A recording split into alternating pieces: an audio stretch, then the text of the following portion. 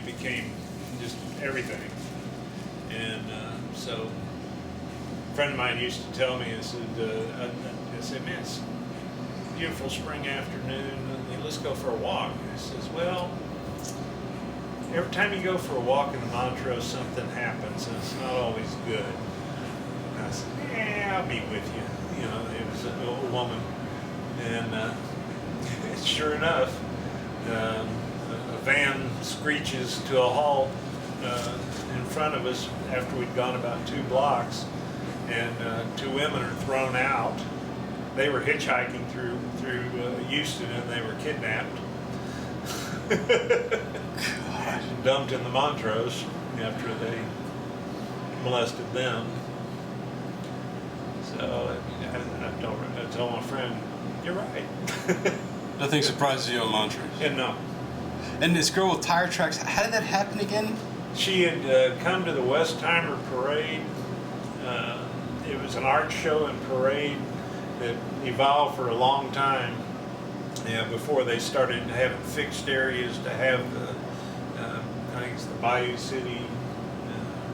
They didn't have Tranquility Park and stuff like that to have these places. So Montrose and Westheimer was the spot to have it.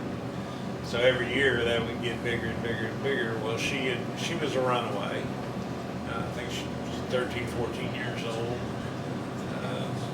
She accepted a ride from some people. After the thing was shutting down, we were here because we were on late night shift, and they spooked her by saying, you know, well, we're going to take you here. And then she said, no, you're taking me here. That's what you said. And they said, no, you're going with us. And she freaked out and jumped out of the car, and they turned and ran over her. And she had tire tracks? Yeah, going from the shoulder across her arm. You know, there's 2 sets of tread marks where one tire hit her, then the next tire hit her, you know, on the same side. And it broke her arm somewhere in here because it was, you know, she was holding it up, but you could tell it wasn't straight anymore. And I'd had a similar accident. I wasn't run over. But I mean, I'd broken my arm like that. So I said, no, I can tell that, you know, it's either dislocated or broken. It's most likely broken, and you're bleeding. You need more than a cleanup in a restaurant. Well, I'm a runaway. I don't want to get caught. You know? Yeah, well. She was knocking on the door? Wow. Yeah, and this was like 3, 4 o'clock in the morning, something like that. Wow.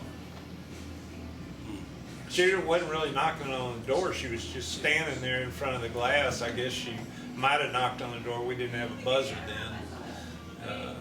And like I said, she was holding her arm like this and bleeding, and her hair was all a mess. I was just talking. I would glance out at the parking lot every once in a while to make sure the cars were all right. And when I looked out, I saw her, and I looked back, and just, whoa. Like a zombie. So I told him, y'all just keep singing. Came around and talked to her and got her in. And like I said, we had 2 full-size ladder trucks and 2 ambulances, because the ladder trucks came first because the ambulances were out, and then the ambulances showed up, and then squad cars. Wow. Wow. Anyway, thank you very much again. I appreciate it. This is really. I have permission to use this?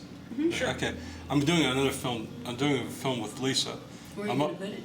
I'm gonna on a little documentary on her, but I'm also going to use it on a film I'm doing called Why Not Houston, which is about like the Houston music scene and why hasn't it really expanded. And pretty much you both answered all the questions I have thought about at the station actually being a conduit for, like, you know, local music. Well, feel free to take it to the mayor and show her and tell her we want Houston's music people to be recognized, and you know, you could make some money here if you would open your eyes and I won't say that because we don't understand the politics of it, and I've tried to stay away from it, but we're off the air right now, right? We're not recording.